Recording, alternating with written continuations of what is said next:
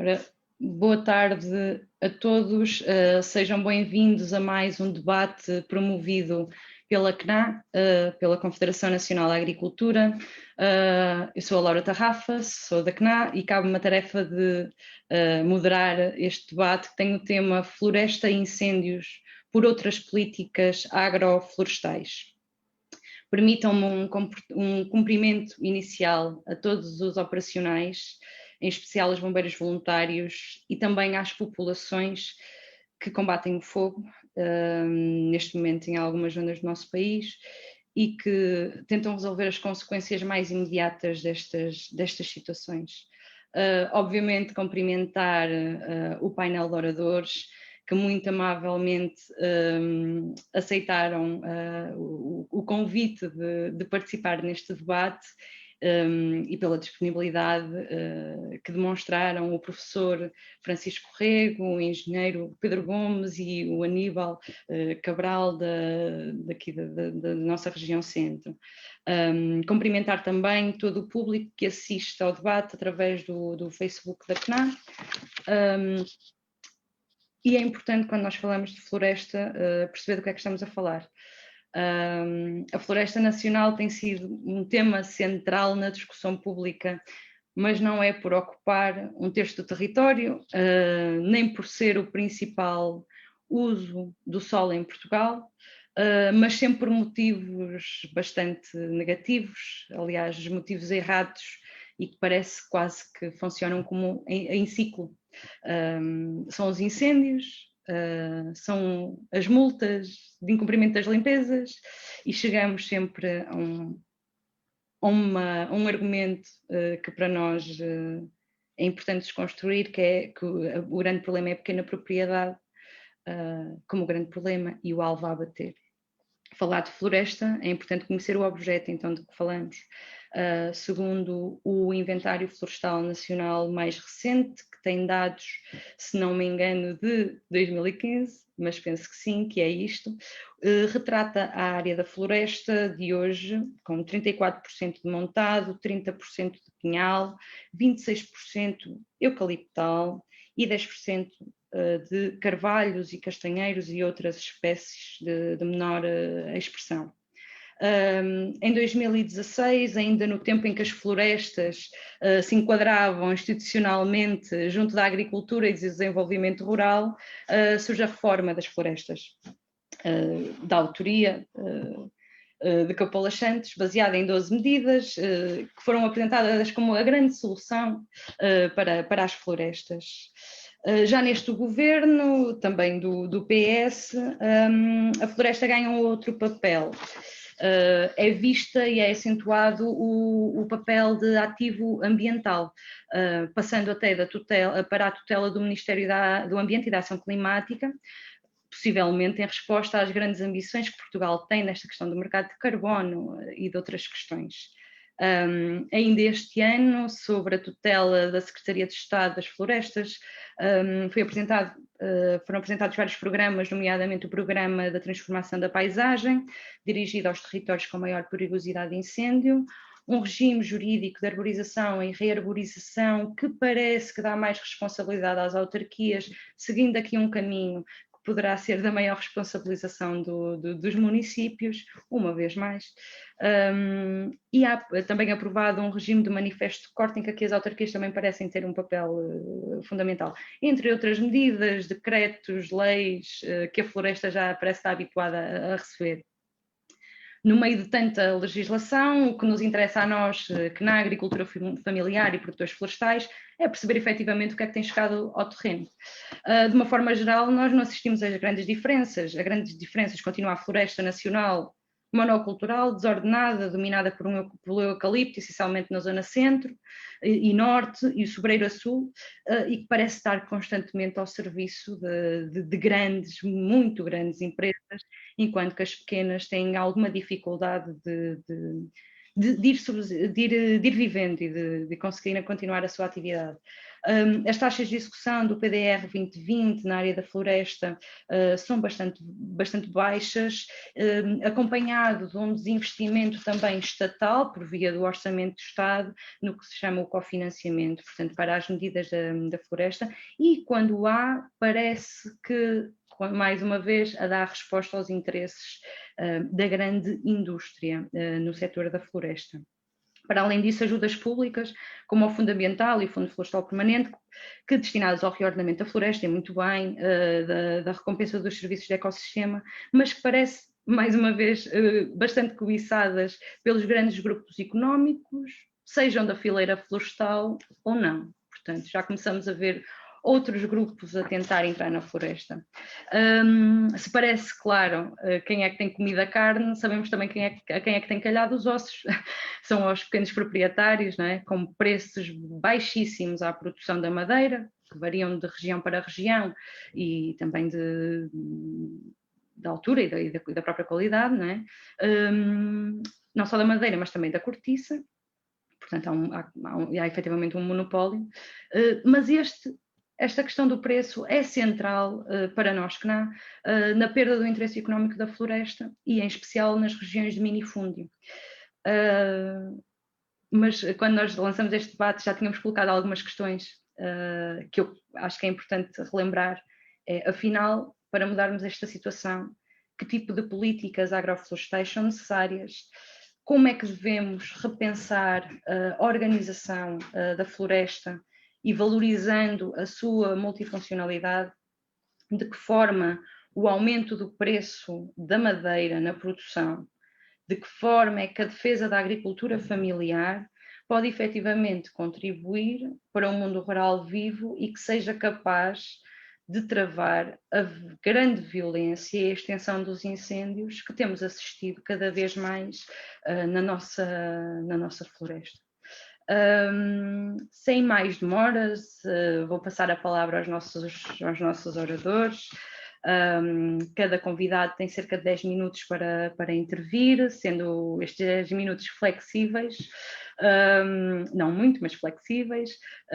Há uma primeira ronda de perguntas que as pessoas que estão a ouvir o debate podem colocar na caixa de comentários do Facebook ou através do e-mail geral da CNA, cna@cna.pt. Estejam à vontade, é mesmo para isto que servem estes debates, é para estimular a discussão e o pensamento. Haverá também uma segunda ronda e também garantimos sempre uns comentários finais aos nossos estimados convidados.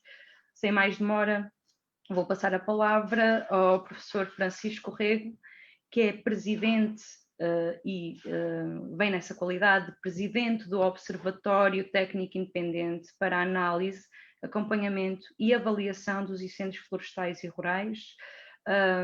Dispensa apresentações no trabalho e na dedicação que tem feito à Floresta Nacional e que, sem dúvida, que é um amigo da CNA, da agricultura familiar e da floresta multifuncional.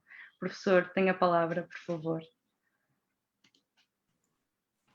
Muito obrigado. Antes de mais, o agradecimento à CNA. De facto, a CNA tem desempenhado um papel importantíssimo nesta defesa da agricultura e da floresta, neste binómio que muitas vezes funciona e deve funcionar em conjunto. E dizer que na qualidade do Observatório Técnico Independente tenho todo o gosto também de estar presente, porque um dos objetivos da criação do próprio Observatório foi de participar ativamente no esclarecimento do público em geral sobre temas de políticas e técnicas que possam ser utilizadas para minimizar o problema dos incêndios florestais e, portanto, nessa qualidade é muito importante que participemos também nestas iniciativas e felicito a CNA por esta iniciativa e os outros participantes do debate também igualmente um abraço de reconhecimento também e de gosto em estar presente nesta iniciativa.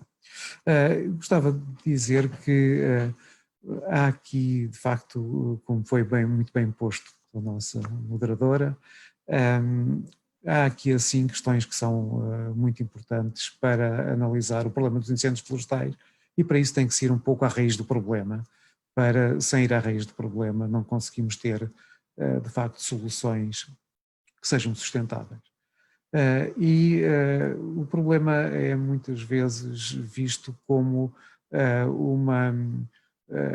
digamos, do lado do Estado, uma intenção enfim, de apoiar determinados tipos de floresta, e por outro lado os privados têm uma grande maioria da área florestal, e portanto, digamos, há uma lógica que é uma lógica privada e uma lógica pública e uma lógica comunitária, que está aqui também muito bem representada pela Baladi e que é muitas vezes esquecida no debate. O que tem acontecido é que digamos, uma das linhas centrais em toda a política florestal tem sido ganhar dimensão.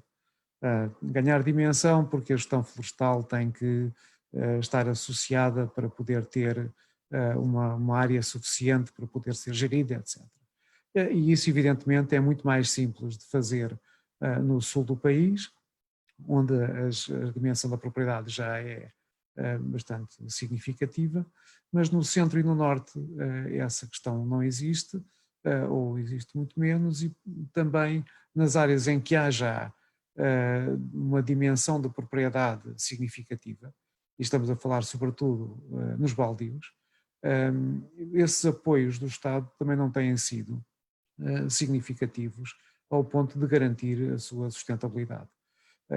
No fundo, tendo em vista também esta garantia e no fundo, o fornecimento de um conjunto de serviços ambientais que eles apresentam. Portanto, esta é uma questão bastante importante e, de facto, tem que haver aqui uma consideração muito especial por esta área da floresta comunitária, então, mas com certeza iremos falar disso um pouco mais à frente. Por outro lado, era fundamental em relação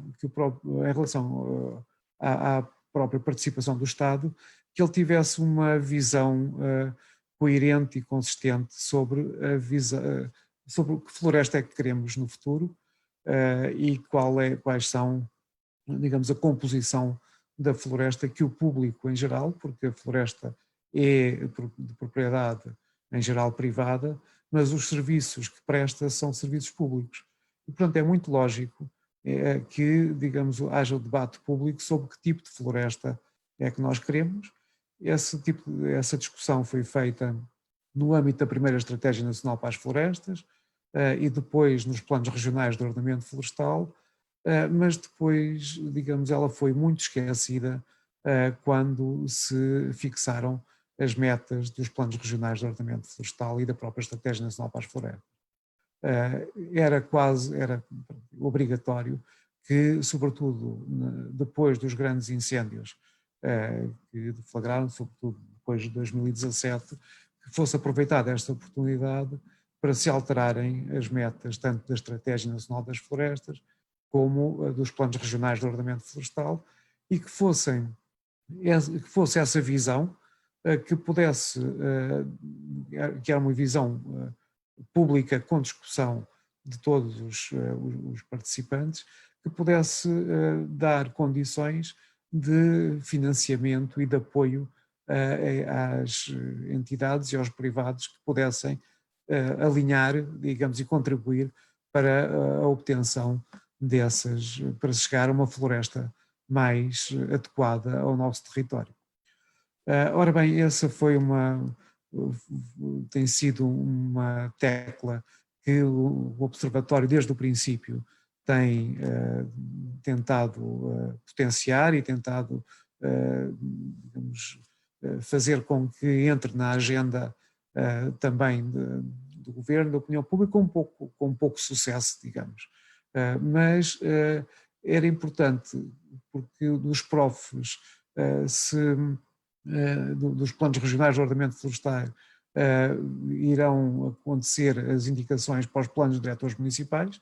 Esses então têm, digamos, uma proximidade muito grande aos proprietários, aos produtores florestais, e por outro lado era muito importante que essas visões e essas metas fossem bem estabelecidas, porque os próximos programas de financiamento deveriam, digamos, cumprir ou deveriam estar adequados à obtenção e à proximidade dessas metas. E essa discussão está muito ainda por fazer, e eu julgo que é muito importante que as organizações, a CNA em particular, possa também ter esse contributo, porque de facto esta dicotomia entre agricultura e ambiente, as florestas são uma coisa e outra, e portanto o facto de estarem neste momento, nesta conjuntura, dentro do Ministério do Ambiente, ainda aponta mais para que a necessidade de que estes serviços ambientais sejam utilizados, reconhecidos e remunerados e postos digamos, na balança, seja cada vez mais essencial.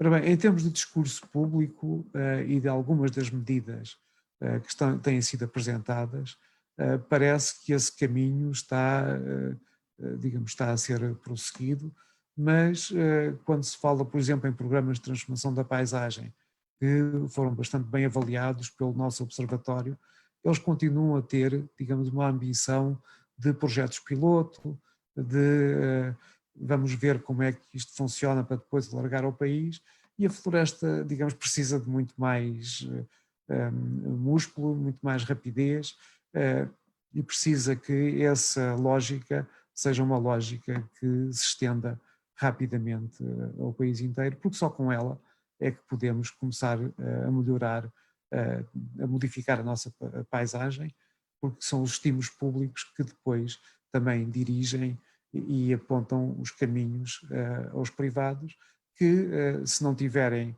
rendimento nas suas florestas, se não tiverem horizontes de sustentabilidade, as vão abandonando e com os resultados em relação aos incêndios que estão à vista de todos. Portanto, eu julgo que esta era uma questão bastante importante, é uma questão que tem sido debatida muito dentro do nosso observatório. O observatório tem analisado o Sistema Nacional de Proteção Civil no que tem a ver com os incêndios rurais, tem analisado os incêndios de Vila de Rei e Mação, o incêndio de Monchique, que está a observar os incêndios deste ano também, tem olhado para as estratégias de combate, sobretudo a questão da primeira intervenção, mas tem olhado com particular cuidado para o planeamento da floresta, para o ordenamento florestal, para os planos regionais de ordenamento florestal, para a recuperação das áreas ardidas, que é um aspecto também essencial e é uma janela de oportunidade que muitas vezes se abre e que não se aproveita suficientemente, e portanto esses aspectos que têm a ver com o ordenamento da floresta, com a gestão do combustível para a utilização, por exemplo, pela biomassa ou pelo pastoreio, todos esses aspectos que estão a montante dos incêndios devem de facto ser muito mais tidos em conta, e o Observatório tem produzido estudos técnicos que têm tido a sua divulgação, mas que julgo que melhoram, que digamos que podem ser úteis para contribuir para ter uma floresta diferente, menos associada às monoculturas, mais multifuncional e também mais protegida contra os incêndios. Eram estas, digamos, as primeiras indicações ou reflexões que a partir também do trabalho do Observatório têm sido produzidas, e estarei disponível com certeza para as desenvolver e para responder a tudo que venha. Muito obrigada, professor. Volto a lembrar que podem colocar as questões aos nossos convidados através da caixa de comentários da emissão do Facebook, ou através do e-mail geral da CNA, cna@cna.pt. Sem mais demoras, vamos passar aqui a palavra ao engenheiro Pedro Gomes que é diretor da Baladi, da Federação Nacional dos Baldios, é engenheiro florestal e é sem dúvida um conhecedor do potencial das áreas de gestão comunitária, que é uma parte essencial da nossa história, da nossa cultura e da nossa identidade como país. Pedro, tens a palavra. Muito obrigado. Também gostaria de agradecer o convite da CNA para participar aqui neste debate, cumprimentar a moderadora e o resto dos colegas oradores. Sim, de facto nós estamos mais uma vez a debater floresta e incêndios.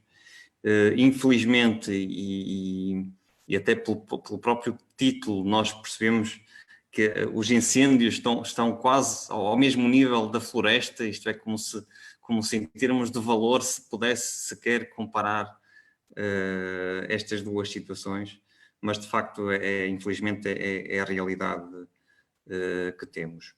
Eu ia pegar um bocadinho nos desafios das perguntas que foram colocadas pela CNAI e tentar falar de forma muito sucinta um bocadinho nessas questões que foram levantadas para debate.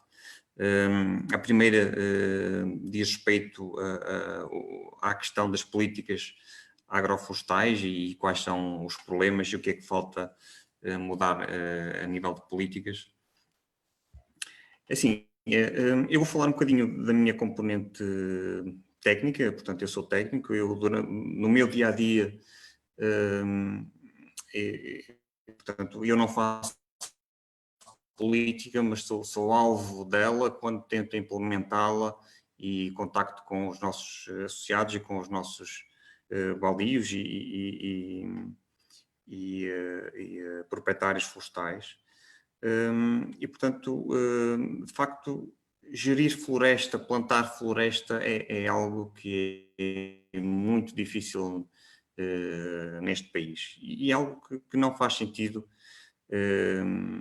e que não pode acontecer. Nós vivemos num país que é extremamente burocrático. Esta burocracia, infelizmente, também chega às questões florestais. Nós, quando queremos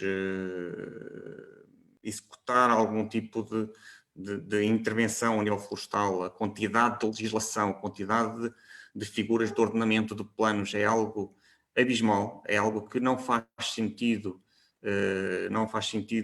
para o comum proprietário, para o comum florestal, é algo que é impensável e que isso claramente torna a floresta um tema que desmotiva, porque de facto quando um simples agricultor quer plantar meia dúzia de árvores e se vê confrontado com a quantidade de pareceres e situações que tem que verificar para o fazer, é desmotivante. A par disto, nós infelizmente encontramos uns serviços do Estado bastante debilitados, sobretudo relacionado com as questões de recursos humanos.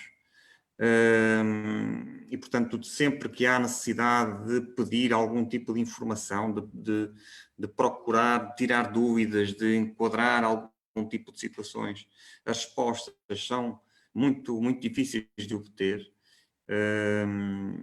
E situações que deveriam ser simples e relativamente rápidas tornam-se complexas, tornam-se morosas, tornam-se extremamente custosas.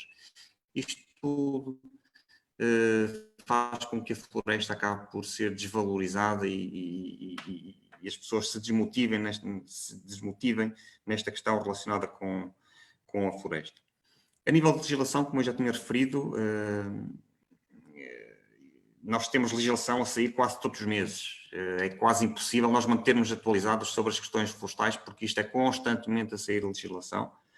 Há legislação que sai que saem versões e várias versões sobre a mesma decreto-lei, portanto, nós já não sabemos sequer mexer-nos entre os papéis e perceber o que é que está atualizado e de que forma nós nos devemos situar perante tanta legislação. E, portanto, isto tudo torna-se muito complexo. Uma questão que também é muito importante a nível das políticas e que eu sinto que isso acontece no nosso país é que talvez nesta última década pelo menos, a maior parte da floresta foi feita em papel, através de elaboração de centenas e dezenas de planos, de programas. Agora, passar isto para o território, esta é a parte complicada, esta é a parte complexa, mas que é o objetivo de qualquer plano, porque qualquer plano que nunca venha a ser executado é um plano perfeito. A partir do momento em que ele tenha que ser executado, aí é que as coisas começam a verificar-se que há aqui coisas que ou estão ou não estão adequadas à realidade e é preciso ajustá-las e corrigi-las.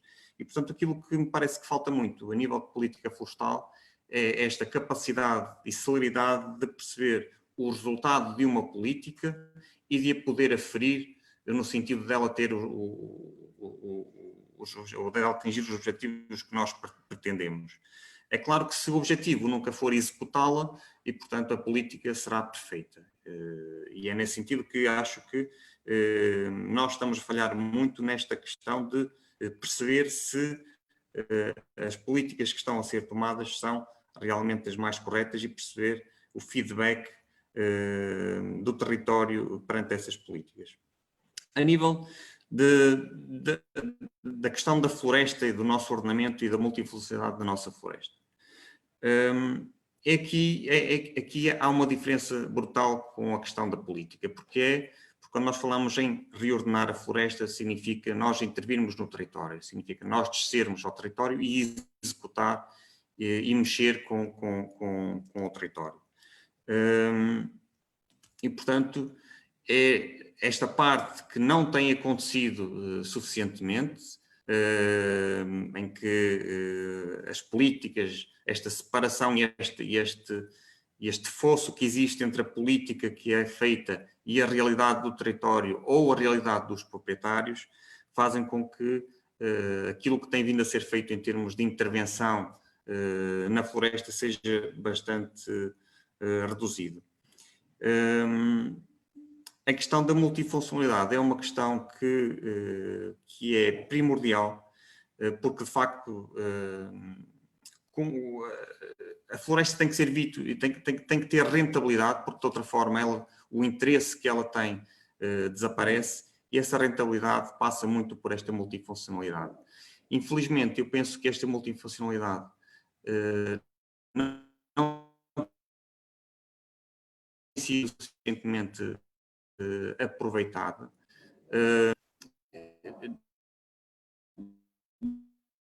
Não há um claro de como os proprietários, dos benefícios que os proprietários têm em diversificar a sua atividade de negócio desde dentro da floresta. Não é? Eu falo, por exemplo, em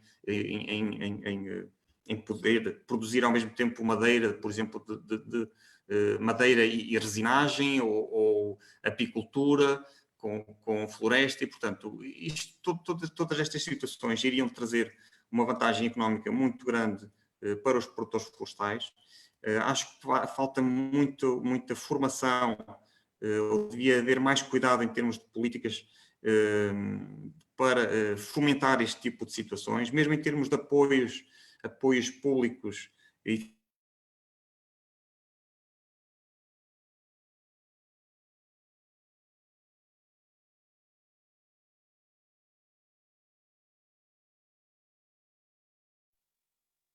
Deixamos de ouvir.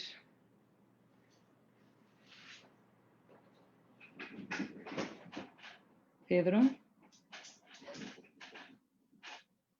Pedro, de momento não te estamos a ouvir.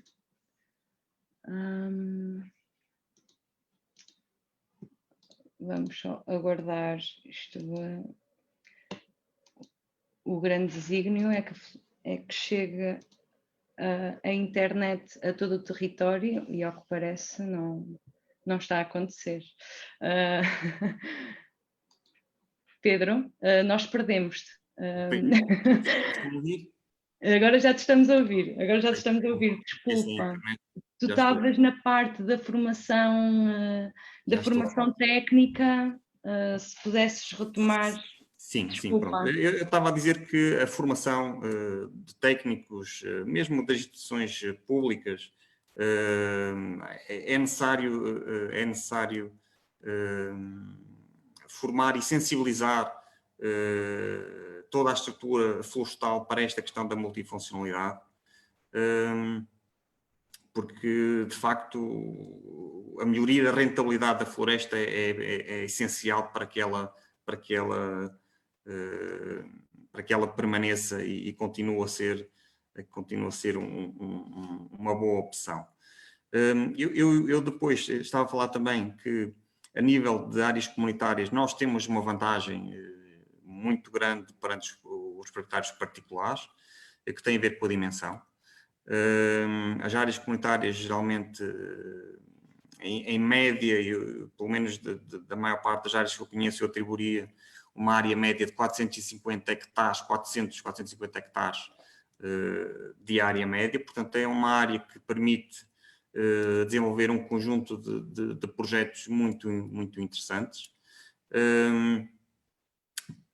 E de certa forma, quando dizemos que, e o professor anteriormente também tinha referido, uma das questões primordiais da política é mesmo ganhar esta tal dimensão, mas não nos podemos esquecer que já há territórios que têm esta dimensão, e as áreas comunitárias são uns desses territórios.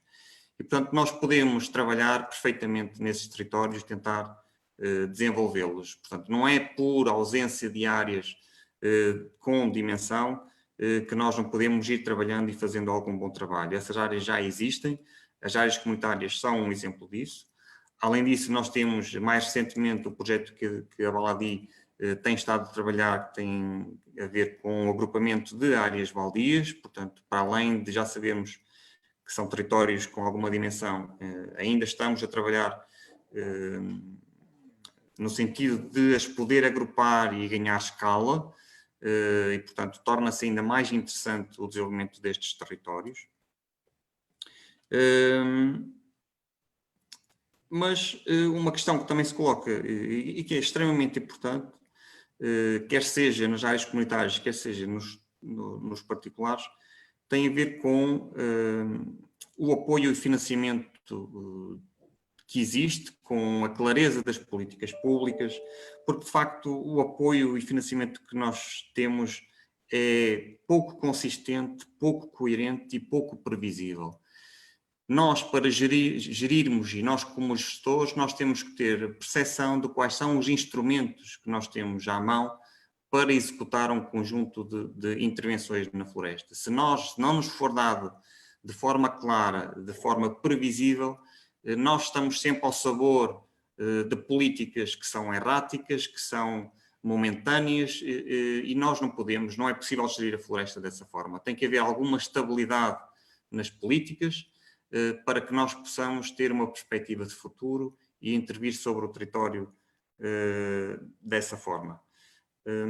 E se calhar ia deixar por aqui a minha intervenção e ia deixar o resto dos oradores também poderem dar a sua opinião. Sim, Pedro, eu dei-te mais um bocadinho de tempo porque a internet pregou-nos uma partida, mas dei-te mais uns minutinhos. Obrigada. Volto a lembrar que podem colocar as vossas questões na caixa de comentários do Facebook, são muito bem-vindas, ou através do e-mail geral da CNA, cna@cna.pt. Passamos então ao Aníbal Cabral, que é dirigente da Associação Florestal do Interior, a AFINE, e também é da direção da CNA, e hoje traz-nos a análise dos produtores florestais, da agricultura familiar, essencialmente aqui da região centro do país. Aníbal, tens a palavra. Boa tarde a todos, agradecer e cumprimentar todos os colegas de painel e todas as pessoas que nos estão a ouvir neste debate. Quando eu era jovem, muitas vezes era acordado durante a noite porque tinha começado um incêndio e era preciso apagar. Com ramas, gestas, pás e enxadas, o incêndio era apagado e muitas vezes os bombeiros, quando eram chamados, ou chegavam só para fazer o rescaldo, ou muitas vezes nem apareciam porque o incêndio era facilmente controlado pelos populares. Isto acontecia porque havia gente no mundo rural. Havia mesmo muita gente e jovens viviam a viver no mundo rural. A agricultura e a floresta conviviam e complementavam-se naturalmente. Na floresta havia espécies nobres, como os carvalhos, castanheiros, os sebreiros, azinheiras, árvores que eram muito resilientes e que serviam, digamos, de corta-fogo. Quando o agricultor precisava de algum rendimento extra, ou fazer algum investimento para comprar o equipamento, casar ou pagar os estudos de um filho, vendia parte do pinhal e arranjava ali a solução para o que precisava. Na floresta havia resina, caça, cogumelos, lenha para as lareiras e para os fornos que faziam o pão lá na aldeia. A floresta fazia sempre parte da solução e nunca era um problema. Com a adesão de Portugal à União Europeia, na altura CEE, e à medida que foram sendo implementadas as sucessivas políticas agrícolas comuns, foram desaparecendo dezenas de milhares de pequenas explorações agrícolas. O mundo rural foi perdendo pessoas e, consequentemente, provocou-se a desertificação humana do mundo rural. As ajudas da PAC, ao longo destes anos, foram, e ainda hoje, são distribuídas de forma muito injustas, pois estas ajudas são concentradas numa pequena minoria de grandes agricultores, em detrimento da maioria. 80% destes subsídios vão para 20% dos nossos agricultores. Davam-se ajudas para abandono da atividade agrícola e florestal. A PAC foi destruindo todos os instrumentos destinados a garantir o direito de produção com preços justos à produção. Foram impostas orientações e medidas concretas de abandono da atividade com o desligamento das ajudas da produção. Paralelamente, provocou-se a concentração do comércio de retalho e o surgimento das ditaduras das grandes superfícies comerciais que esmagam o produtor e concentram os lucros a montante. Foram estas políticas agrícolas, nacionais e comunitárias que a CNA e as suas filiadas sempre se opuseram, muitas vezes sozinhas, que levou a uma floresta espontânea e desordenada que foi tomando o lugar das vinhas, olivais e das hortas e, simultaneamente, crescia também descontroladamente os infestantes, as giestas, as mimosas, as silvas, enfim, todas essas pragas. E torna-se cada vez realmente mais difícil a vivência do homem no espaço florestal. Para além da distribuição injusta das ajudas dos pequenos produtores, que são vítimas de preços injustos na produção, o preço dos fatores de produção são muito caros e os mercados são manipulados. A madeira tem preços que não são compensatórios, preços que está há mais de 30 anos e que se mantêm inalterados. Para se ter uma ideia, o preço da madeira de eucalipto na mata ronda os 25 euros a tonelada. A entrada da fábrica, o eucalipto ronda os 40 euros a tonelada. A madeira descascada podem pagar mais 4 ou 5 euros e a certificada também mais 4 ou 5 euros. A madeira de pinho, na mata, ronda cerca de 30 euros a tonelada e os 40 euros na fábrica. A resina desapareceu e deixou de ter interesse comercial, desapareceu também a caça livre, que apenas se faz agora nas reservas. Em Portugal sempre houve ignições e incêndios florestais. À medida que iam desaparecendo as pequenas explorações agrícolas e florestais, os incêndios foram aumentando na sua dimensão. Contrariamente ao que é dito e defendido pela esmagadora maioria, os incêndios florestais não têm origem deliberada. Não são consequência dos fenómenos naturais, descargas elétricas e atos negligentes.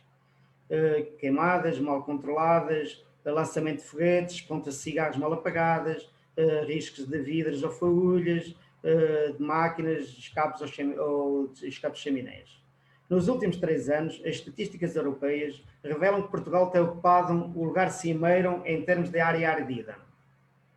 E o número de incêndios de grande dimensão tem sido uma infeliz realidade. São hectares e hectares de mato e arvoredos destruídos, animais queimados, culturas agrícolas, casas, meios de subsistência e vida humanas perdidas. Os agricultores e os produtores florestais não são culpados dos incêndios.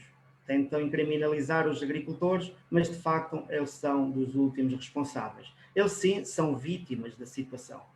Vítimas são também os bombeiros, a quem prestamos a nossa solidariedade e gratidão pelo serviço que prestam em prol da comunidade. Não é por falta de legislação nem de dinheiro, como já aqui foi dito, que não se faz uma correta intervenção da prevenção dos incêndios florestais e se defende a nossa floresta. Tem-se gasto milhões de euros no combate e muito pouco na prevenção. O dinheiro gasto na prevenção muitas vezes não chega aos produtores. É preciso implementar medidas concretas para dar respostas aos problemas deste setor. Desde logo, preço justo garantido à madeira ardida e políticas que visem garantir preços justos à produção de material linhoso. Criação de mais equipas de cepadores florestais e repor o Corpo Nacional de Guardas Florestais. Contratação de mais trabalhadores para o ICNF. Plano Nacional de Combate às Espécies Invasoras com meios humanos, técnicos e financeiros. Assumir a agricultura familiar como parte integrante do sistema de defesa da floresta contra incêndios, o que implica uma outra política para o mundo rural. Respeito pelos pequenos produtores florestais e suas organizações, assegurando-lhes apoios e meios para uma gestão eficiente da floresta. Facilitar os processos de análise técnica e pagamento dos projetos de investimento na floresta, no âmbito do PDR 2020, onde se verificam atrasos injustificados. Não se justifica que um pequeno produtor tenha de ter um plano de gestão ou fazer parte de uma área agrupada para ver um projeto aprovado. No seguimento dos incêndios de há 3 anos, assistimos à fúria legislativa por parte do Governo, mas para nós o problema não é a falta de leis, mas sim cumprir a Estratégia Florestal Nacional, a Lei de Base da Floresta, o Sistema de Defesa da Floresta contra Incêndios, as orientações definidas nos PROFs e no Inventário Florestal Nacional, apoiar o associativismo agrícola e florestal dos pequenos produtores. Recordamos que o anterior Governo cortou mesmo 150 milhões de euros em investimentos na floresta, favorecendo a concretização do roubo das terras aos pequenos proprietários, com o objetivo de as entregar e concentrar em grandes grupos económicos ou fundos de investimento. Passados estes anos, é tempo de fazer o balanço e pedir contas. A questão central para a gestão ativa da floresta é a valorização do preço da madeira. E deveríamos e defendemos a publicação de um portal com os preços da madeira, de forma a que seja público e conhecido de todos os intervenientes e de todos os produtores. É necessário proceder à alteração do regime jurídico de arborização, medidas para conter a propagação das monoculturas, particularmente eucalipto, e o que assistimos é a proliferação descontrolada desta espécie, sem que se tenha assegurado o cumprimento da lei, designadamente no que diz respeito à redução da área de eucalipto até à prevista no Inventário Florestal Nacional, ou tomando as medidas para o controle da regeneração natural. Concretização de um cadastro florestal de facto, com a constituição de equipas no terreno, para garantir a sua execução, para conhecer verdadeiramente a nossa estrutura florestal. Em vez disso, o Governo preferiu insistir na tese da procura das ditas terras sem dono conhecido, como espécie de cadastro que não consegue concluir e que agora quer passar para cima das autarquias. Continuamos a perguntar quantas terras sem dono conhecidas foram registadas até hoje. Uma política de ordenamento florestal com a aposta em espécies florestais autóctones, com a criação de faixas primárias de gestão de combustível, com o recurso no inverno à utilização do fogo controlado. O Governo optou pela perseguição aos pequenos proprietários, multiplicando multas, ao mesmo tempo não procedeu à reflorestação, por exemplo, das áreas à sua responsabilidade. A defesa da floresta exige a promoção da agricultura familiar, garantindo o escoamento a preços justos das produções e, além disso, exige uma política de investimento público capaz de garantir a criação de emprego e a fixação das populações e o reforço de serviços públicos e das respostas do Estado às suas funções sociais. Ao invés, o Governo insistiu no encerramento dos serviços e da discriminação da pequena e média agricultura. O Governo optou por separar a área da floresta da agricultura, introduzindo mais confusão e dificuldades aos pequenos agricultores. Não compreendemos a dinâmica da agricultura nacional com toda a sua dimensão agrícola, pecuária, silvícola e florestal, em que os tempos de trabalho, as práticas agrícolas e os rendimentos se complementam. É tempo de defender os pequenos e médios produtores florestais, cumprindo a lei de base da floresta e a lei de defesa da floresta contra incêndios. Defender a floresta e o meio rural é prevenir os incêndios. É tempo de apoiar os agricultores e os produtores florestais, vítimas das pragas, doenças e descontrole cinegético. E neste aspecto quero saudar de facto a CNA, que tem tido um papel importantíssimo, nomeadamente na reclamação de apoios aos agricultores vítimas dos prejuízos pelos javalis. Mas também, para além dos javalis, fala a questão do problema do câncer do castanheiro, o problema da vespa asiática, portanto, um conjunto de pragas e doenças que os agricultores e os produtores florestais têm que enfrentar. Para isso é preciso ajudas. E, de facto, todo o dinheiro que tem vindo para a floresta, se tivesse sido bem canalizado para os produtores, certamente muitos dos problemas que hoje assistimos já estavam há muito resolvidos. Obrigado. Obrigada, Aníbal. Aqui. Obrigada. Têm-nos chegado algumas questões. Isto é bastante interessante porque os nossos intervenientes têm...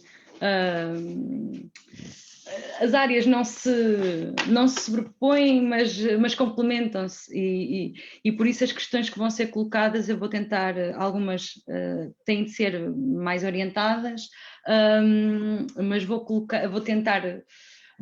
independentemente de ter uma pergunta orientada para alguém, sintam-se à vontade para comentar aquilo que alguém referiu no painel, comentar alguma pergunta, estão à vontade. Eu própria tenho algumas questões, mas colocando aqui uma primeira que tem necessariamente a ver com a questão dos incêndios, que é que não será uma boa opção introduzir meios civis. Eu penso que aqui seria a aviação civil, penso eu, não sei se é aviação, é aviação, no teatro de combate, em detrimento das empresas que têm vindo a operar nos incêndios. Portanto, nós sabemos que são gastos muitos euros na aviação quando nós falamos do combate a incêndios, e será que meios do próprio Estado não deveriam assumir uma destas tarefas? Eu penso que isto aqui é uma pergunta bastante direcionada para o professor, que há de ter feito alguma análise também sobre isso no observatório, mas como referi inicialmente, qualquer um poderá comentar. Professor, acho que também há aqui uma outra, penso que é normal, né? Ter a oportunidade de lhe poder colocar estas questões mais diretamente, que tem a ver com a questão lá está, da própria composição da floresta. Só aqui, só um segundo. Eu vou colocar várias questões e depois eu passo a palavra a cada um. Portanto, se pode haver uma boa gestão com medidas de valorização de paisagens que associem a floresta a outras atividades. Portanto, isto também já foi uma coisa que foi abordada até pelo Aníbal e pelo Pedro. Outras atividades, a pastorícia, valorizando as paisagens pobres, precisamente ao contrário do que se tem feito nos últimos anos, e daí o abandono das pessoas, não é? E que tem uma consequência evidente na própria gestão do território. O que é que o Observatório pensa sobre esta matéria da valorização da silvopastorícia por via do apoio às pastagens mais pobres e dos recursos naturais que se desenvolvem em simbiose com a floresta? Professor, eu não lhe vou passar já a palavra, pedia que apontassem as perguntas, que era para tornarmos isto mais, porque assim colocava várias questões. Portanto, quais são as reflexões que o Observatório tem tido sobre esta questão?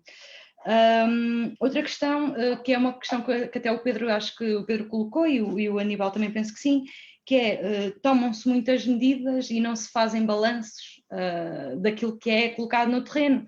E acho que é muito interessante uma questão que o Pedro colocou, que é, mas para isso também é preciso ter tempo. E parece que isto de sair legislação todos os dias, obviamente que é um pleonasmo, não é? Mas de sair constantemente de legislação. E por isso é que até no início eu colocava a questão da mudança da tutela, porque parece que é uma mudança estratégica, política, e que é importante nós percebermos, afinal, o que é que se pretende. E aqui o que coloca uma pessoa que está no nosso público é que qual é o ponto de situação das medidas implementadas depois dos grandes incêndios de 2017, nomeadamente a questão dos rebanhos das cabras chapadoras. Passados quase 3 anos já há alguns resultados, não há? Quantos animais é que foram? Qual é o resultado prático desta questão? Penso, entretanto, surgiram aqui mais questões.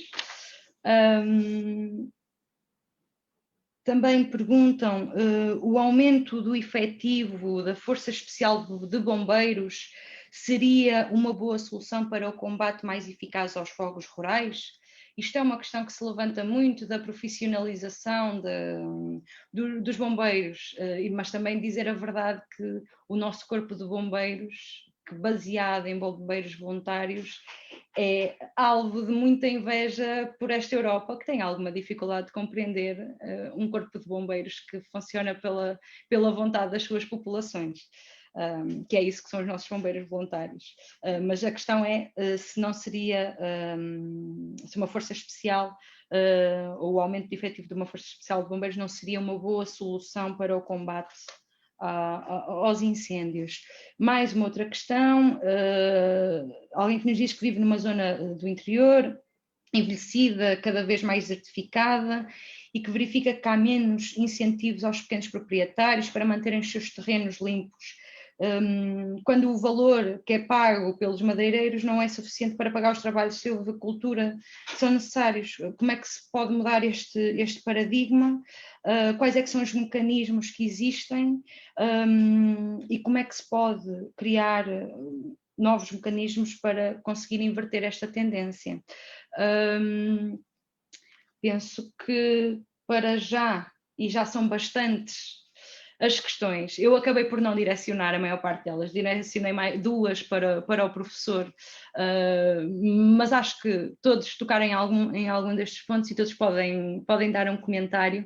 Eu ia tentar, se conseguissem em 5 minutos, não se esqueçam que depois há sempre uma segunda ronda, e eu vou-vos tentar não cortar a palavra, e passava então a palavra ao professor para comentar. Muito obrigado. São de facto um conjunto de questões, é um conjunto de questões bastante diverso. Avaliação civil no combate, a questão do combate e os meios aéreos são sempre, digamos, das componentes mais visíveis do problema. Mas aqui assim tem havido de facto algum trabalho no sentido de tornar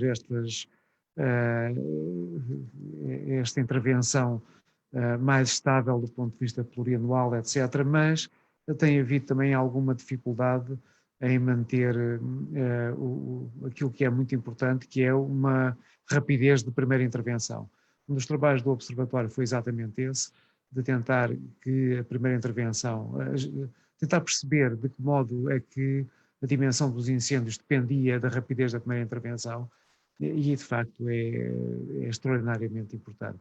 E por isso eu julgo que é muito importante, mais do que estar a ver quem é que faz o combate, fazer esta avaliação que nós fizemos também, porque há zonas do país que, apesar de tudo, não têm a capacidade de estarem, digamos, tão bem servidas como outras, as zonas mais de interior, em que as florestas estão mais fragmentadas, com menos corpos de bombeiros, porque os corpos de bombeiros também, sendo voluntários e dependendo, claro, da população em geral, também são mais, têm uma densidade maior nas zonas de mais densidade populacional e, portanto, também as zonas com menos densidade populacional têm menos densidade dos corpos de bombeiros, portanto tem mais dificuldade de intervenção rápida e tem que ser mais complementada pelos meios aéreos. Portanto, este é um trabalho que tem que ser mais afinado, mas eu julgo que aqui assim não há, digamos, não há uma gravidade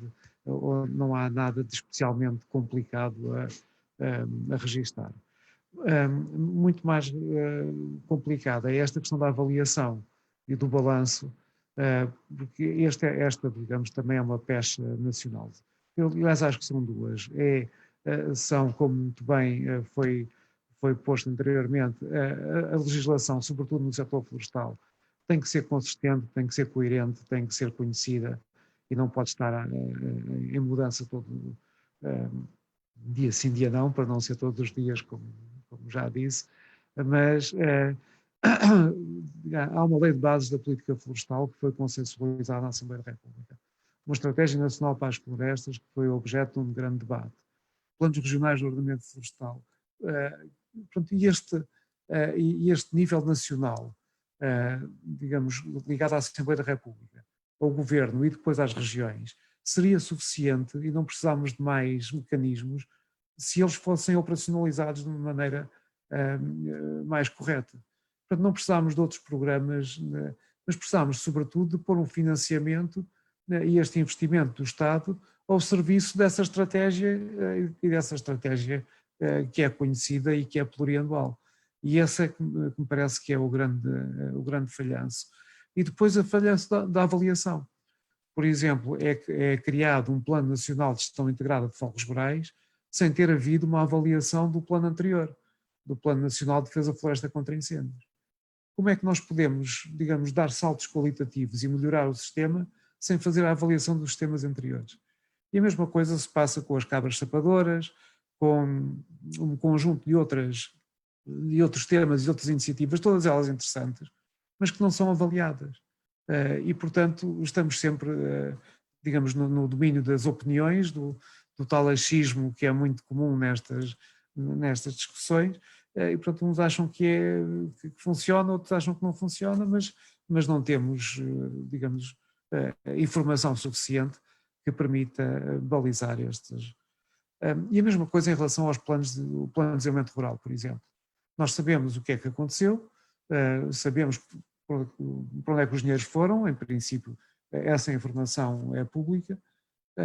O sistema melhorou, o sistema piorou, que influência que isso teve na composição da floresta, não há essa avaliação, não há essa cultura de avaliação e sem essa não há de facto possibilidade de avançarmos, porque estamos sempre à espera do novo programa sem ter avaliado o anterior. E aí eu julgo que todos reconhecemos essa questão. Em relação a uma pergunta muito concreta, a questão dos efetivos da Força Especial de Bombeiros, a questão da profissionalização do voluntariado.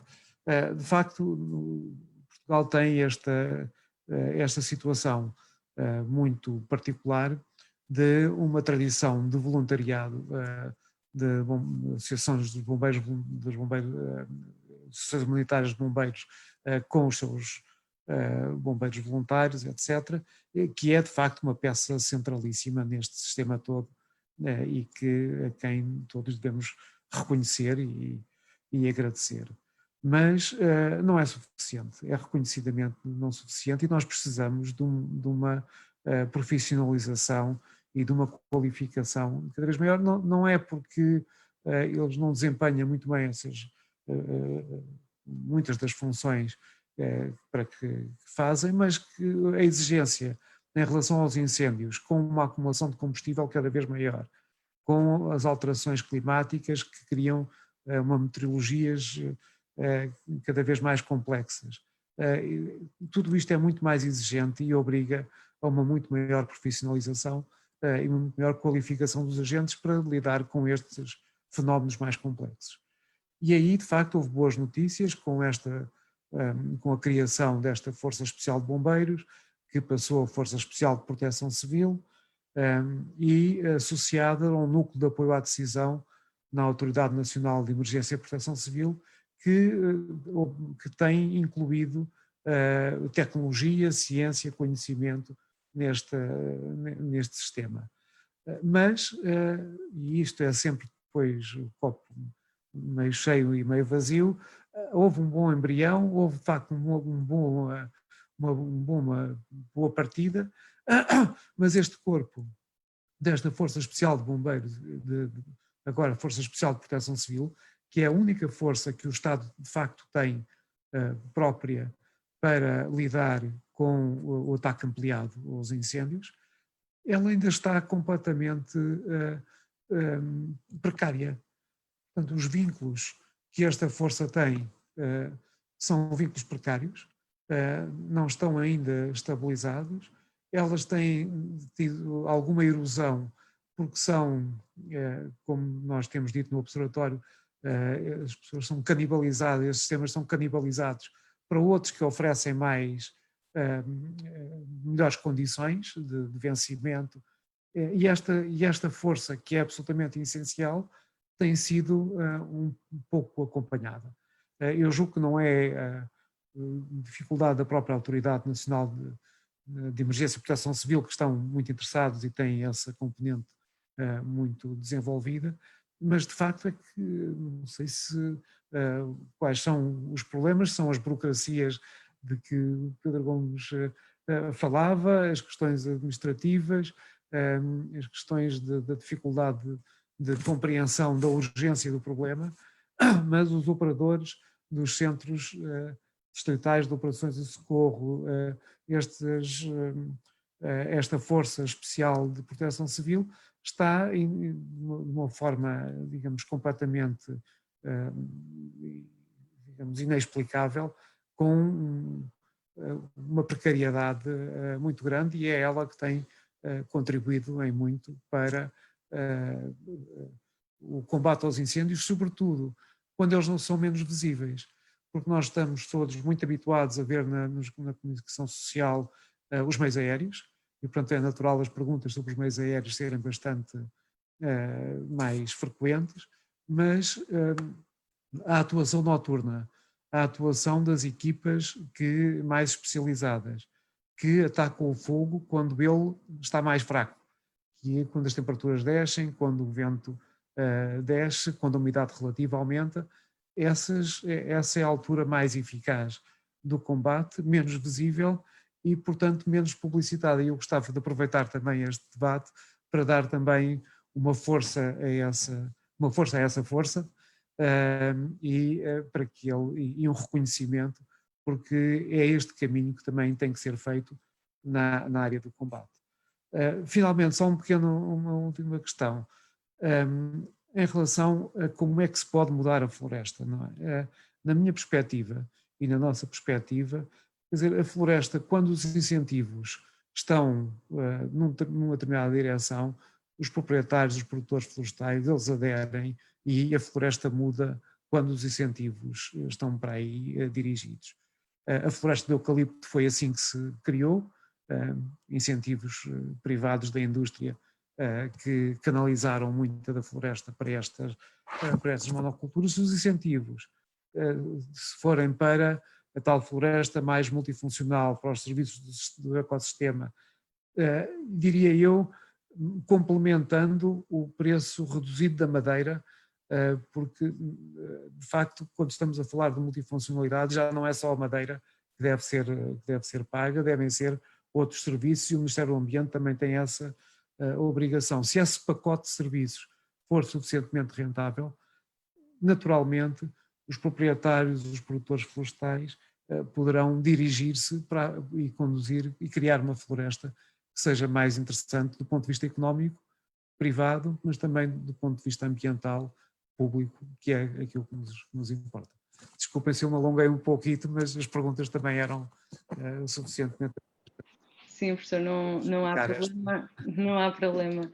Eu devia ter feito isto ao contrário, pus o professor a falar primeiro e normalmente dá-se a volta, não é? Começa-se pela última pessoa que falou, mas eu ainda não encaixei essa, portanto tenho sido sempre na mesma ordem. Portanto, Pedro, não sei se preferes que te relembre as perguntas, mas passava-te a palavra, qualquer coisa também colocas.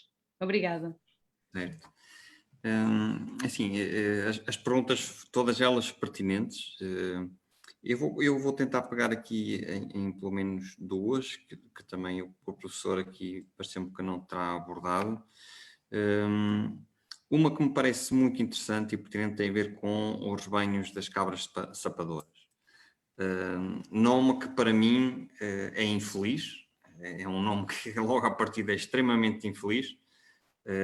Equiparar as cabras a sapadores parece-me extremamente infeliz, mas não é essa a questão. A questão tem a ver realmente com a função que a silvopastorícia desempenha nesta questão da redução de combustíveis.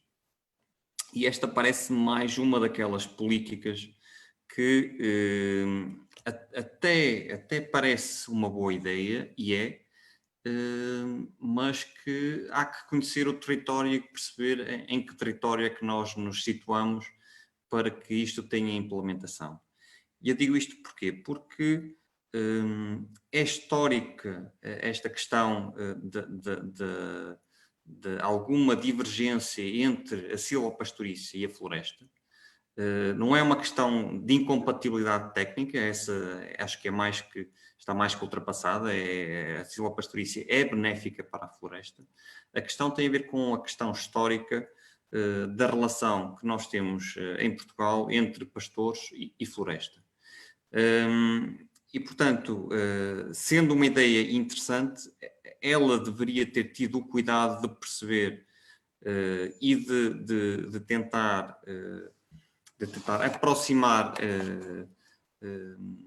algumas ideias que estão no terreno e de certa forma porque geralmente, e podemos pensar, por exemplo, na questão dos baldios, porque sobretudo estes projetos das cabras sapadoras, seguramente a maioria terá-se desenvolvido em áreas baldias, mas nós sabemos que há nem sempre nem sempre as pessoas que gostam de floresta veem com bons olhos o pastoreio. E esta visão tem a ver sobretudo com a falta de ordenamento desse próprio pastoreio. Não tem a ver com incompatibilidade, tem a ver com a falta de ordenamento desse pastoreio. E, portanto, quando se implementa uma política destas, deveria ter-se tido o cuidado de perceber que tipo de gestão de pastoreio é necessário fazer, que tipo de ordenamento é necessário fazer para que haja aproximação entre a gestão florestal e a gestão da silvopastorícia. E isso não foi tido em conta, porque se tivesse sido em conta, seguramente teria havido outro tipo de aderência, com muitas mais rebanhos no âmbito deste projeto, não só muito mais rebanhos, como muitos proprietários florestais e muitos baldios, eles próprios a procurar que isto pudesse ser implementado nos seus territórios. E esta é uma questão que eu gostava de referir. Uma outra pergunta que foi colocada e que é mais que legítima, e eu ouço isto constantemente, que tem a ver com as pessoas que têm o seu pequeno terreno ou têm as suas pequenas propriedades, que muitas das vezes já não dão lucro nenhum e ainda têm a questão do custo de limpeza devido à defesa da floresta contra incêndios e à proteção quer seja por eles estarem à beira de estradas municipais ou estarem nas faixas de proteção de aglomerados ou de outro tipo de infraestruturas. De facto, nós sabemos que é ao Estado que cabe a função de proteção das pessoas e bens. E caberia ao Estado arranjar o financiamento para apoiar estas pessoas, porque aquilo que estas pessoas estão a fazer é fazer aquilo que compete ao Estado. E, portanto, faria todo o sentido o Estado apoiar.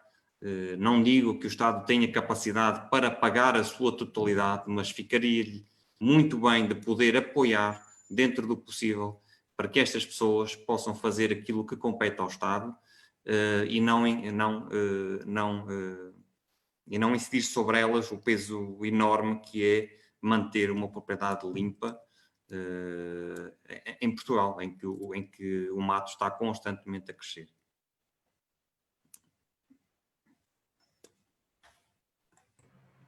Pedro, eram estas duas questões que querias referir, certo? Sim. Agora sim. Então, Aníbal, passo-te a palavra então. Os meus colegas de painel já responderam muitas das questões. Eu queria valorizar e deixar esta ideia de que foi um erro ter-se acabado com os guardas florestais, porque era uma presença na floresta e no território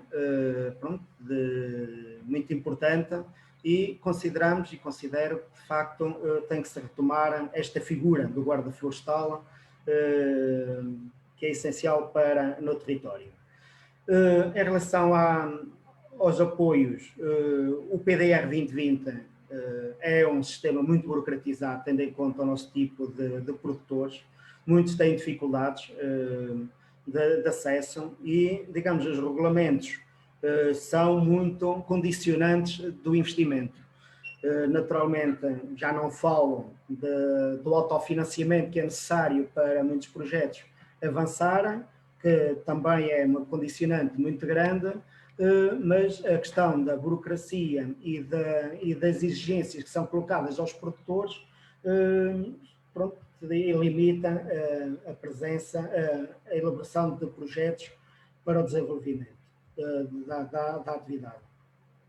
Nesse sentido, pensamos que o Fundo Florestal Permanente é um instrumento normalmente importante para o apoio quando há situações de calamidade. Foi importante nos incêndios de 2013 na zona de Vila de Rei, naquele concelho, mas depois, digamos, nos outros incêndios que eu tenha conhecimento, digamos, as medidas de apoio que saíram foram no âmbito do PDR 2020 e aí as dificuldades são muito grandes. Também comungo desta ideia dos vínculos precários que não ajudam absolutamente nada ao desenvolvimento e ao apoio, digamos, público das produções, dos produtores, e todos os mecanismos que funcionam, e nomeadamente esta questão da aviação, considero que é de facto fundamental, como já o professor disse, no combate aos incêndios, porque o combate deve-se fazer quanto mais possível logo no início do incêndio. Estão respondidas às questões, mas de facto a questão do rendimento das pessoas é fundamental para o desenvolvimento da atividade.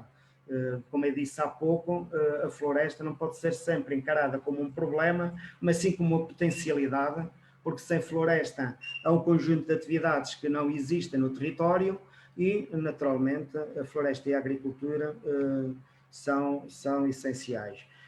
Pensamos que não estamos condenados a este tipo de situações, não é? Viver isto todos os anos, é de facto implementar as medidas que estão decididas, avaliarem as medidas positivas e corrigirem as negativas. É de facto estas as medidas que é importante concretizar neste momento. Obrigada, Aníbal. Sim, eu passo a palavra, professor. Vamos só aqui enquadrar mais alguns comentários que foram referidos e passo já a palavra a cada um de vocês. Nós estamos com 1h15 de debate, que é muitíssimo bom, portanto, vamos ter agora espaço para mais uma ronda de perguntas e de comentários. Até uns aos outros estão à vontade para fazer isso também. E depois encerraria, isto é, vocês tinham 30 segundos nesse espaço de intervenção, 30 segundos para uma última declaração e depois eu encerrava o debate tentando apanhar a maior parte das conclusões mais importantes deste debate. Não é uma pergunta, mas é um comentário, se calhar no sentido daquilo que o professor estava a dizer, da questão da aposta na profissionalização de proteção civil. Nós falamos muito dos bombeiros, mas deste serviço de proteção civil especializado, e até o Aníbal já tinha colocado, que é a questão dos guardas florestais, que é uma imagem que eu volto à mesma questão, mas que faz parte da nossa identidade, quer dizer, que quase que nos foi roubada, e por acaso até o nosso primeiro-ministro tem algumas responsabilidades sobre isso na altura. Portanto, não seria o fomentar esta figura, que já faz parte do nosso imaginário, entre aspas, e da concretização na prática, não seria uma das formas de impulsionar. E depois outras questões que também nos foram chegando, portanto, professor, seria para si esta questão. A outra questão tem a ver com, é importante na agricultura como na floresta organizar a pequena propriedade, e quando eu digo organizar a pequena propriedade é organizar os produtores, porque sozinhos é muito mais difícil de discutirem um preço da madeira, e organizados têm toda uma outra dimensão, até para a própria gestão, como o Pedro referiu, da própria gestão da floresta tem de ser feito não a um nível exclusivamente micro, mas tem de ser visto, tem de se fazer um zoom out para se ter uma análise da paisagem e do território. Portanto, quais são os principais fatores de apoio para que os produtores se possam organizar? E uma outra questão, que esta é minha, porque e se me permitirem, que é a questão das centrais de biomassa. E eu coloco porque, para além de ser olhada como uma medida ambientalmente positiva, eu sinceramente tenho as minhas dúvidas no momento em que o resíduo deixa de ser resíduo e passa a ser o produto, e o produto da floresta passa a ser o resíduo. Portanto, quando nós invertemos esta situação, e isto poderá ter um impacto maior no território, se nós estivermos a falar em que esta intenção de criação de centrais de biomassa estará nas autarquias. Se nós tivermos, se as nossas aqui no continente, 308 autarquias quiserem ter uma central de biomassa, eu acho que Portugal não tem material para as 308. Eu estou a exagerar, como é óbvio, mas se calhar 50 já são demais. E também neste sentido, isto é uma das medidas que é falada na estratégia de Portugal, nesta visão estratégica do professor António Costa e Silva, é uma das questões que é levantada na questão da floresta, entre outras. Portanto, numa perspectiva de recuperação económica, esta é uma das questões que é levantada. Portanto, um comentário, se calhar da parte de todos, peço desculpa pela intermissão, mas acho que é pertinente.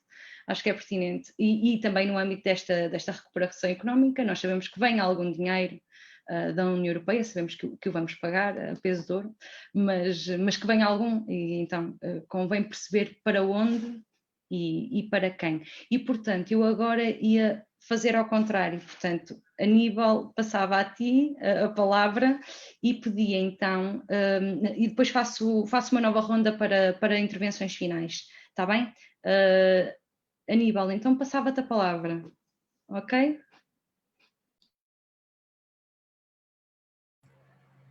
A organização dos produtores é fundamental, não só na perspectiva de ganhar escala, que é necessário, mas para, digamos, poder competir em termos do mercado e penetração do mercado.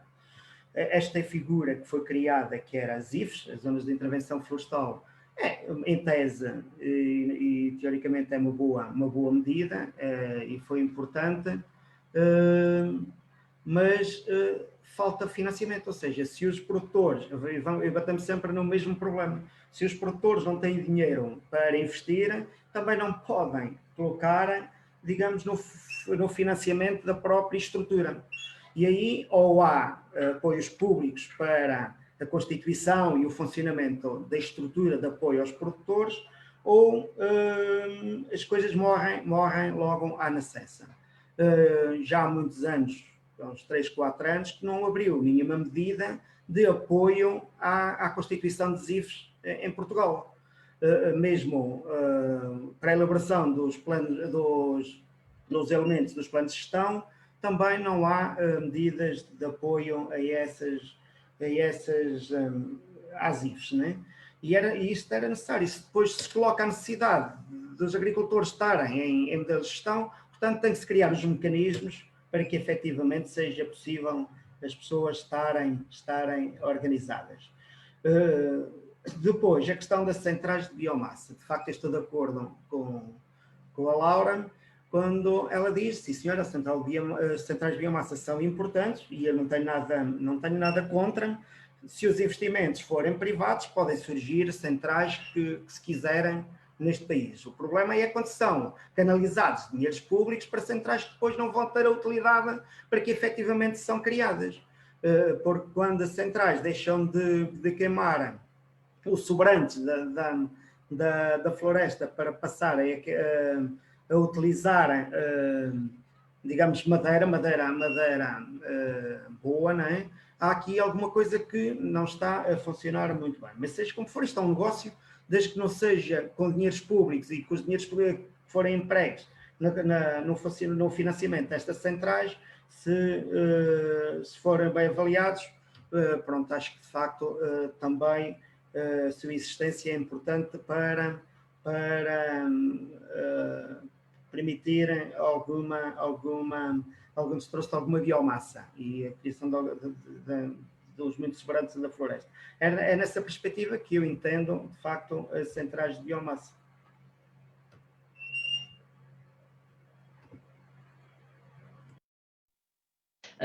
Obrigada, Aníbal. Vou passar então a palavra ao Pedro. Pedro, não sei se queres comentar esta questão das centrais e uma outra que eu também coloquei no início. Pedro. É assim, relativamente às centrais,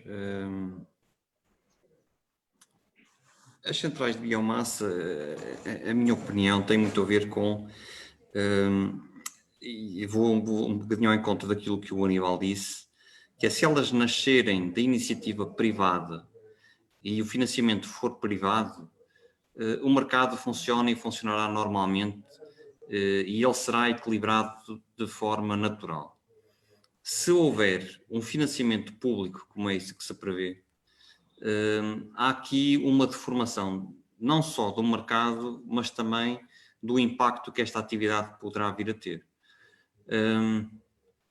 Eu ponho, por exemplo, questões como nós estarmos a elaborar projetos, por exemplo, projetos florestais, onde prevemos a limpeza de mato, que são financiadas pelo Estado e, ao mesmo tempo, o Estado financia a central de biomassa que ainda ganha dinheiro a ir lá buscar esse mato.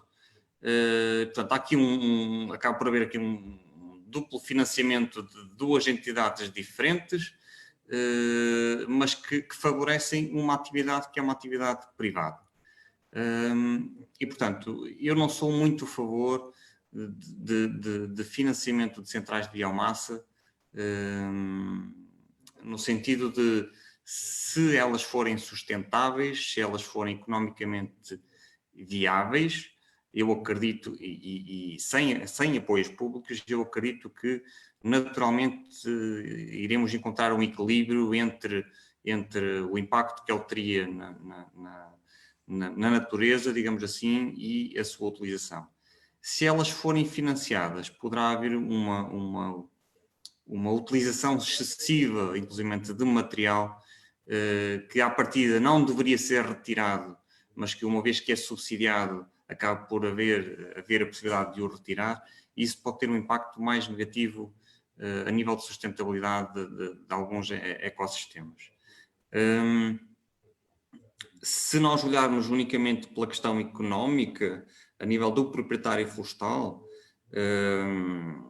e há uma coisa que também é muito importante, que era, no início, quando elas surgiram, toda a gente falava que, basicamente, o mato iria desaparecer, não é? Portanto, tudo iria ser um jardim, porque todo o mato iria ter utilidade. É claro que hoje sabemos que isso não é assim, e aquilo que vai ser utilizado é realmente material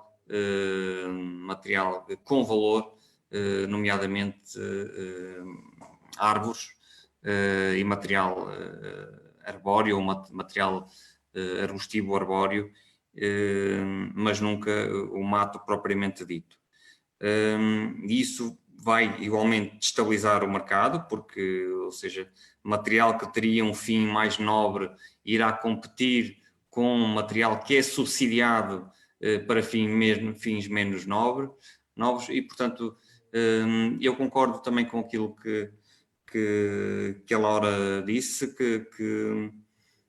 que de facto parece-me que a quantidade de centrais é excessiva para o nosso país e, sobretudo, não parece que seja uma boa opção ter iniciado este processo com um número tão elevado. Acho que poderia ser uma coisa que podia ir surgindo paulatinamente para nós percebermos qual era o impacto que isto realmente teria e se realmente funciona ou não.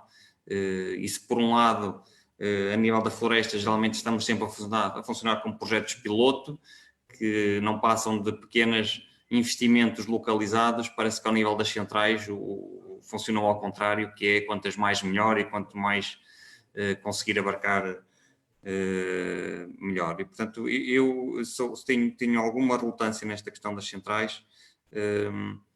Seguramente, a nível do proprietário florestal, poderiam beneficiar em algumas situações, mas não acredito que o país, na sua globalidade, venha a beneficiar de alguma forma do seu funcionamento.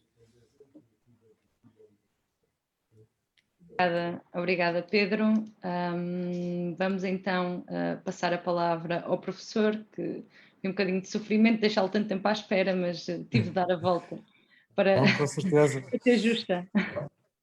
E curiosamente, eu tinha posto o dedo no ar para falar de uma questão que foi posta logo a seguir, que é a questão dos guardas florestais. Porque disse muito bem a nossa moderadora que o nosso primeiro-ministro tinha responsabilidades, teve responsabilidades nessa matéria, enquanto era ministro da Administração Interna, e eu ponho neste caso o chapéu também de antigo diretor-geral das florestas nessa altura, e também tive responsabilidades nessa matéria e gostava aqui de fazer meia-culpa que já fiz anteriormente também, mas que acho que é muito importante. De facto, a solução que foi criada para os guardas florestais foi uma má solução, mas que vinha de uma dificuldade que era de juntar no guarda florestal duas competências completamente distintas, que era a competência de polícia florestal e a componente técnico florestal. E estava criada uma confusão que permitia, por exemplo, que um guarda florestal pudesse, digamos, pôr em causa o técnico florestal que lhe dava as instruções, porque, como polícia florestal, considerava que não deveriam ser aquelas instruções feitas. Portanto, havia uma confusão muito grande e aquilo que foi decidido foi incorporar, não foi extinguir os guardas florestais, foi incorporar o corpo do guarda florestal dentro do CEPNA e, portanto, manter essa qualidade de polícia florestal na GNR. Mas essa era apenas uma primeira parte, porque a segunda parte era tudo aquilo que dava-se a possibilidade aos guardas florestais e aos mestres florestais, sobretudo, aqueles que tinham um interesse pela técnica florestal e que tinham conhecimento enorme dos locais, dava-se a capacidade de eles escolherem a carreira de técnico florestal e, portanto, ficarem como técnicos florestais associados à gestão dos baldios que eles conheciam tão bem e darem essa componente técnica que era fundamental. Essa segunda parte nunca aconteceu.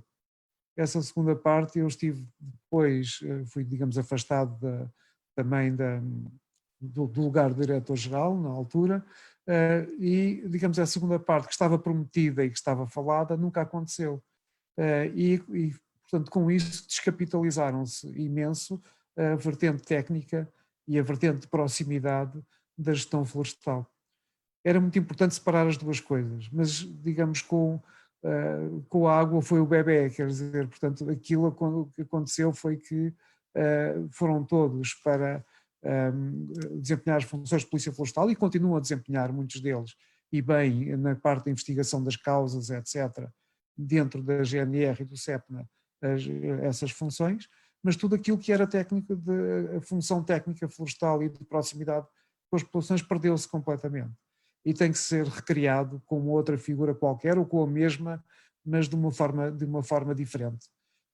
E eu julgo que essa questão está muito na ordem do dia, acho que é fundamental, e eu, digamos, como tive também alguma cota de responsabilidade em ter acreditado que esse processo iria até ao fim e não foi, também faço aqui o meu meia-culpa, numa autoavaliação, se nós pedimos avaliação para os outros, também temos que nos avaliar a nós próprios e esta fica aqui.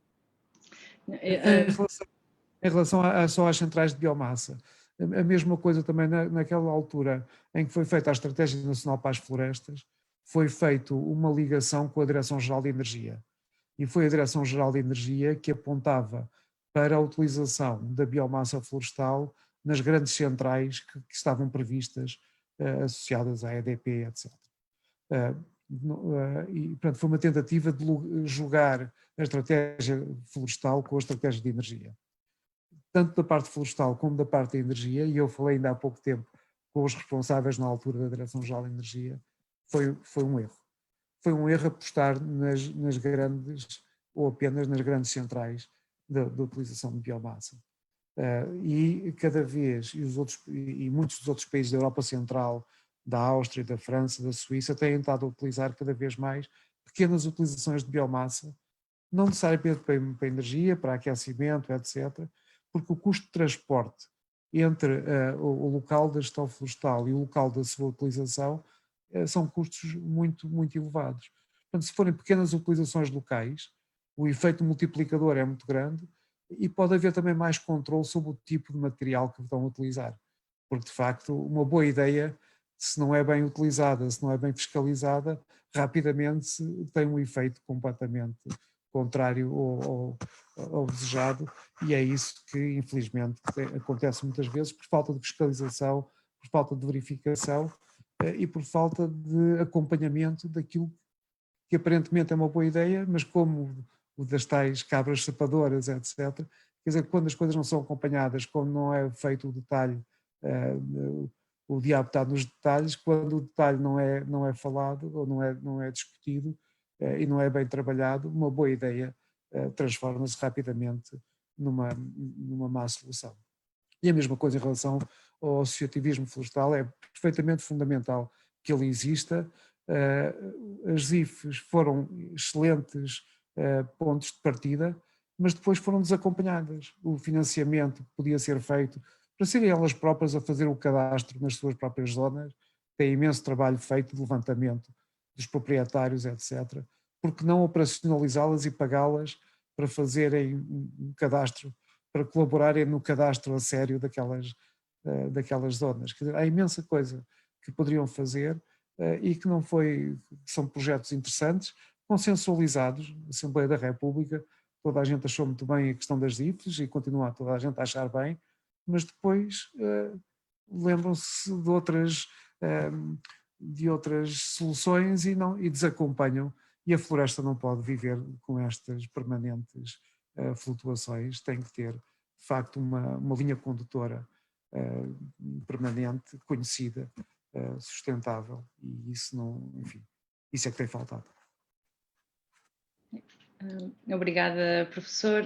Isto prova um bocadinho aquilo que o Pedro falava, da importância que é as políticas florestais serem coerentes, haver uma estratégia, efetivamente, que permita que também depois não vá também o bebé com o banho, como disse o professor, não é? Porque efetivamente hoje é uma coisa que nos faz falta, os nossos guardas florestais. Portanto, esta questão de levar uma política efetivamente até ao fim. Portanto, a floresta precisa de políticas consistentes, que cheguem ao terreno. Portanto, tem de haver uma forte orientação política, fortalecida com bons técnicos e com boa ciência aliás, a comunidade científica tem-se cada vez mais debruçado nas questões da floresta e da própria agricultura familiar. Portanto, isso também são nossos aliados e nós precisamos muito deles. Chegaram mais questões, mas eu acho que já não temos muito espaço para mais. O que é que eu ia colocar? cada um de vocês então fazia um comentário final. As questões estavam muito relacionadas com a questão do fortalecimento dos centros de operações e técnicos florestais, com o apoio dos pequenos proprietários a fazer o cadastro e o registro. Portanto, se nesta abordagem final quiserem tocar um bocadinho os pontos, estejam à vontade. São 30 segundos de livre expressão e começava pelo professor. Pronto, muito obrigado. Talvez como final voltar a agradecer a oportunidade e a simpatia também do debate, as perguntas também e os colegas do painel. Dizer que de facto, eu diria como linhas de força, o que é muito importante é que se mantenha a floresta e os incêndios florestais, digamos, são temas em que há consensos muito generalizados na sociedade portuguesa em relação a algumas das soluções que foram apresentadas. Depois, há sobressaltos, há não ir até ao fundo dos problemas, há falta de avaliação, e tudo isso compromete os caminhos, não é? E eu julgo que é muito importante que isso se faça, porque de facto, sendo a floresta portuguesa, sobretudo privada, muito comunitária e um pouquinho só do Estado, o papel do Estado aqui assim é de ajudar a organizar o setor, ajudar a planear e fortalecer, e com isso, digamos, resolvendo o problema montante, contribuir para o problema jusante, que é o problema dos incêndios florestais, também mais resolvido. 30 segundos, é isto.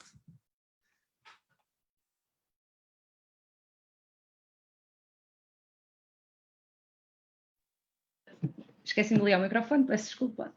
Muito obrigada, professor, pelas palavras e com certeza que no futuro nos iremos cruzar outra vez. Aliás, já tenho participado em várias iniciativas da CNAM e agradeço o seu contributo. Pedro, então passava a palavra para umas declarações finais. Muito bem. Aproveitar também por agradecer, e foi um prazer estar aqui convosco e com o público que nos está a acompanhar. Da parte da Baladi, dizer que nós temos cada vez mais trabalhado com os baldios, com as áreas comunitárias. Nós sentimos que nestes últimos anos está a haver uma maior consciencialização por parte das comunidades da assunção da responsabilidade que têm perante a sua floresta. Mas que é preciso que os organismos públicos estejam sensíveis a essa vontade de mais, de gerir melhor, de gerir de uma ou outra forma estes territórios e que possam acompanhar um conjunto de políticas públicas que dinamizem estes espaços. Há claramente uma vontade manifesta por parte dos compartes, por parte dos órgãos gestores dos baldios, por parte da Baladi em dar esse contributo e podermos desenvolver estes territórios. Claramente percebemos que, e acho que fica um bocadinho deste debate, claramente a necessidade de estabilizar um bocadinho as políticas públicas, de criarmos um caminho único, que toda a gente perceba para onde é que caminhamos. Infelizmente nós temos assistido nestes últimos anos alguma alteração neste caminho que não é fácil de perceber, virando a floresta sobretudo para a paisagem, para a parte ambiental, e esquecendo toda a fileira que existe no nosso país, como se a partir deste momento a floresta é unicamente paisagem e ambiente. Isso não pode acontecer. É claro que é também paisagem, é também ambiente, mas não podemos de nenhuma forma esquecer as suas outras componentes. E pronto, e estamos nós como associação e como federação, estamos aqui disponíveis para dar o nosso contributo no desenvolvimento da floresta. E pronto, e basicamente era isto que eu queria dizer. Obrigado. Obrigada, Pedro, e nós contamos sempre com o trabalho da Baladi e dos compartes, fundamental para o trabalho que se desenvolve. Aníbal, a última palavra aos proprietários florestais. Quero agradecer primeiro, de facto, esta oportunidade, nem que é demais uma reflexão sobre estes temas. De facto, nós não podemos ter um país em que temos o interior completamente desertificado e um litoral cheio de gente, ou seja, cada pessoa que vai do interior para o litoral vai criar um problema no litoral e deixou um problema no interior, no mundo rural. De facto, é preciso haver um mundo rural vivo, um mundo rural com pessoas, e de facto isso só é possível com agricultura e com floresta. A floresta é essencial para o desenvolvimento rural. De facto, quando se fala de outro tipo de soluções, como o turismo nesta região ou outro tipo de indústrias, temos que rebater e de facto não é possível o surgimento desse tipo de indústrias se não houver agricultura e se não houver floresta nestes espaços rurais.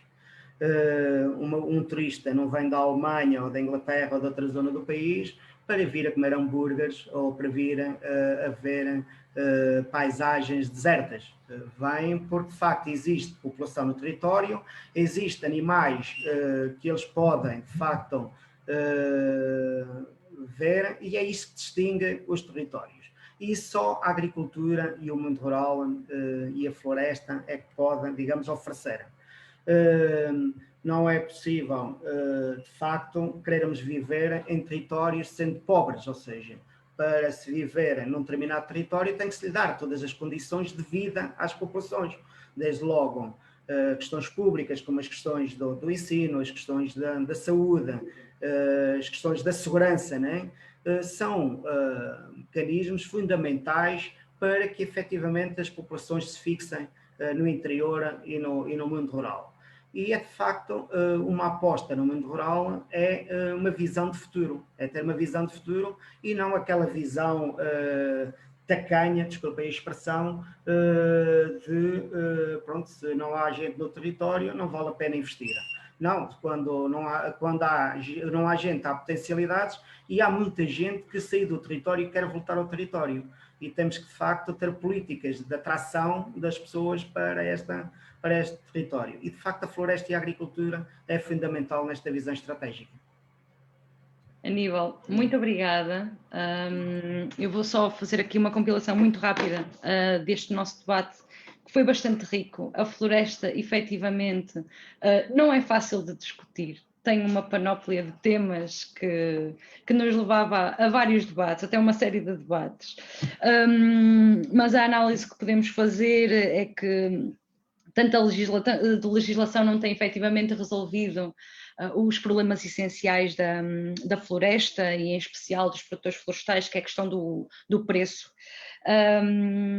Mas mais que a floresta portuguesa, pela sua evolução histórica e também por aquilo que as últimas políticas têm denunciado, a floresta é indissociável de uma agricultura, em especial da agricultura familiar e das comunidades.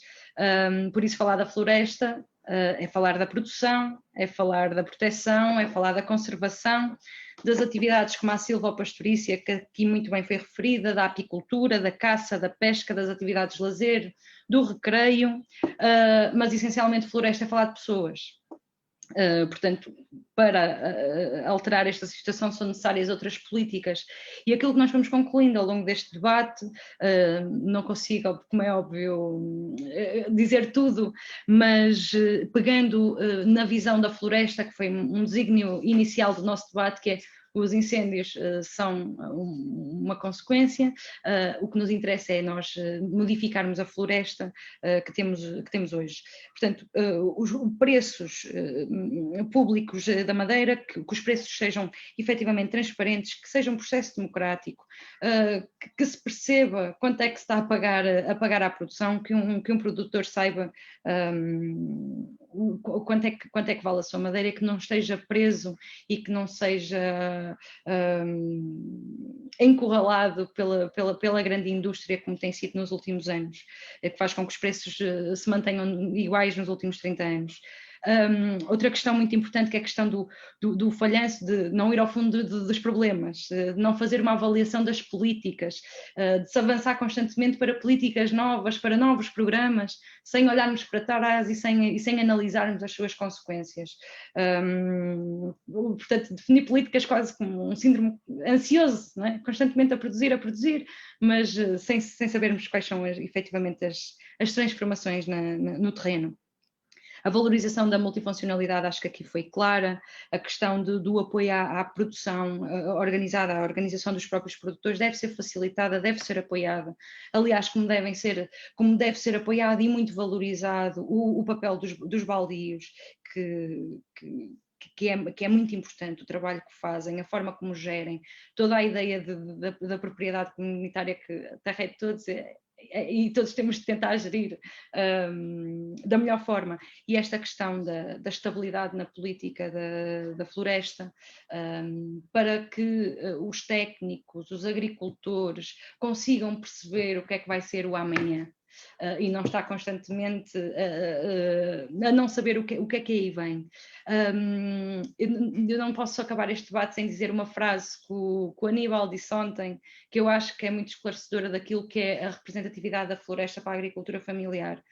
Ao longo da história sempre foi o banco do agricultor, portanto, quando era preciso um dinheirinho para resolver uma aflição, cortava-se a madeira e vendia-se. Portanto, acho que esta expressão também é importante, não é arcaica, é a realidade. Isto hoje acontece no nosso mundo rural. Portanto, é importante apoiar a agricultura familiar para que se mantenha em atividade, a produzir bons alimentos e a produzir boa madeira, outros produtos, a fazer o contributo que faz para o ambiente, que não tem necessariamente de ser pago por isso, porque é um efeito colateral que já fazem há muitos anos.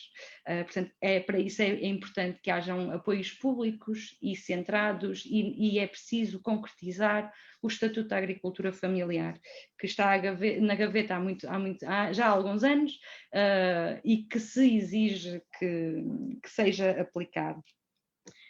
Informamos que o debate vai estar disponível na página no canal do YouTube da CNA. Eu tenho de fazer um agradecimento especial à equipa da CNA, que permitiu que este debate tivesse acontecido da melhor forma, a preparação logística, técnica, que permitiu esta discussão, esta análise e até propostas que vieram para cima da mesa. Não deixem de acompanhar o trabalho e a atividade da CNA, sempre na defesa da agricultura familiar, do mundo rural vivo, com gentes, pela soberania alimentar, pela soberania nacional. Boa tarde a todos. Muito obrigada.